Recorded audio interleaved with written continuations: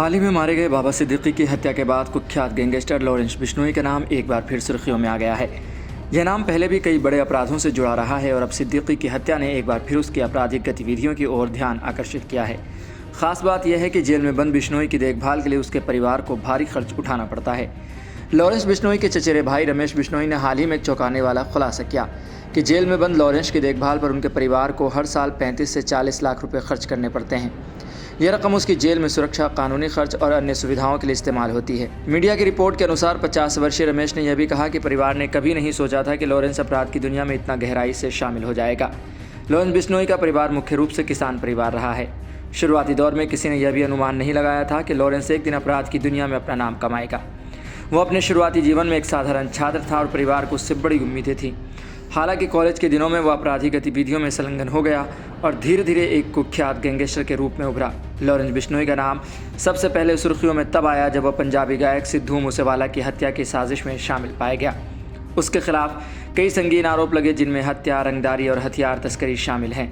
बिश्नोई ने पंजाब, हरियाणा, राजस्थान और दिल्ली में अपने गैंग का नेटवर्क फैला रखा है जो विभिन्न प्रकार के आपराधिक गतिविधियों में लिप्त है। बाबा सिद्दीकी की हत्या ने लॉरेंस बिश्नोई को फिर से चर्चा में ला दिया है। पुलिस और खुफिया एजेंसियां इस मामले में लॉरेंस बिश्नोई के कनेक्शन की जांच कर रही हैं। प्रारंभिक रिपोर्टों के अनुसार ये माना जा रहा है कि इस हत्या के पीछे बिश्नोई गैंग का हाथ हो सकता है। हालांकि अभी तक इस मामले में कोई ठोस सबूत सामने नहीं आया है, लेकिन लॉरेंस बिश्नोई के नाम से ही अपराध जगत में भय का माहौल है। लॉरेंस बिश्नोई फिलहाल जेल में बंद है, लेकिन इसके बावजूद वो अपने गैंग को जेल से ही संचालित करता है। जेल के अंदर से वो अपने गुर्गों को निर्देश देता है और कई आपराधिक गतिविधियों को अंजाम देने के लिए अपने नेटवर्क का इस्तेमाल करता है। जेल में होने के बावजूद उसकी आपराधिक गतिविधियों पर कोई खास असर नहीं पड़ा। रिपोर्टों की माने तो लॉरेंस बिश्नोई की गैंग के पास अत्याधुनिक हथियारों का ज़ख़ीरा है और उसके नेटवर्क में कई शार्प शूटर और पेशेवर अपराधी शामिल हैं। उसका गैंग मुख्य रूप से रंगदारी, हत्याएं और हथियार तस्करी जैसे अपराधों में शामिल है। रमेश बिश्नोई ने बताया कि परिवार लॉरेंस की आपराधिक गतिविधियों से बेहद परेशान है। परिवार ने कभी यह नहीं सोचा था कि वो इस रास्ते पर चलेगा और कुख्यात अपराधी बन जाएगा। परिवार की ओर से यह भी कहा गया कि उन्हें लॉरेंस की सुरक्षा और कानूनी मदद के लिए लाखों रुपये खर्च करने पड़ते हैं। रमेश ने यह भी कहा कि परिवार अब अपनी आर्थिक स्थिति से जूझ रहा है क्योंकि लॉरेंस की आपराधिक गतिविधियों के कारण उन्हें समाज में अपमान का सामना करना पड़ रहा है। परिवार का कहना है कि वे कभी नहीं चाहते कि लॉरेंस इस रास्ते पर चले, लेकिन अब उन्हें उसकी देखभाल और कानूनी लड़ाई में भारी खर्च उठाना पड़ रहा है। लॉरेंस बिश्नोई की बढ़ती आपराधिक गतिविधियों और उसके गैंग की तेज़ी में फैलती पकड़ के कारण कानून प्रवर्तन एजेंसियों को चिंता बढ़ रही है।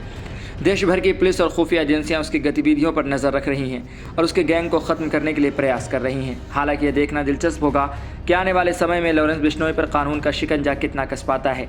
कई संगीन मामलों में उसका नाम जुड़ा होने के कारण उसके खिलाफ कई कानूनी लड़ाइयाँ लंबित हैं और संभव है कि उसे आने वाले समय में और भी कड़ी सज़ा का सामना करना पड़े। जहाँ एक ओर उसका परिवार उसकी देखभाल के लिए लाखों रुपये खर्च कर रहा है, तो वहीं दूसरी ओर पुलिस और खुफिया एजेंसियों से रोकने के लिए पूरी तरह से सक्रिय हैं। बाबा सिद्दीकी की हत्या के बाद एक बार फिर उसका नाम चर्चा में है और इस घटना ने लॉरेंस बिश्नोई के नेटवर्क की गंभीरता है और उसके प्रभाव को उजागर किया। अब देखना यह होगा कि कानून कब और कैसे इस कुख्यात अपराधी पर पूरी तरह से शिकंजा कसता है।